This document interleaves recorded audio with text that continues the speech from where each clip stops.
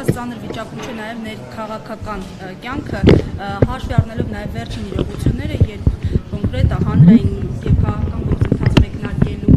նախաձեռնության առնչությամբ իրարամերժ կարծիքներ ընդդիմադիր շրջանակներում քաղաքականության մասին խոսել, քաղաքականությանը նայել կողքից սուր հայտարարություններ անել, թե զբաղվել քաղաքականությամբ, օրինակ գնալ իմպիչմենթի, ինչպես եք տեսնում սրա տեսլականը։ Ուրեմն տեսեք, դուք գիտեք, որ տարիներ ի վեր զբաղվել եմ հենց արտաքին քաղաքականությամբ, դա չի ստեղծում որևէ կերպ իրավիճակ, որ դու ներքին ինչ ես հետևում կամ դա քեզ չի մտահոգում, չի հուզում եւ այլն։ Եվ վերջը կա մի շատ պարզ հստակ հասկացություն, ուրեմն իմպիչմենտի գործընթացը գործիք է, որը պետք է լինի կիրառելի, հակառակ պարագայում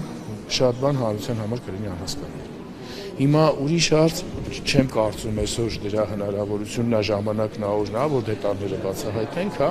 այնտեղ շատ պարզ է, որ կան բազմաթիվ թե իրավական, թե քաղաքական բաղկացուցիչներ, որոնք պետք է հաշվի առնել, եւ այսինքն իրականացվող գործընթացը պիտի շատ լավ հաշվարկված լինի, պարզ է։ Այսինքն խոսքը վերաբերում է թե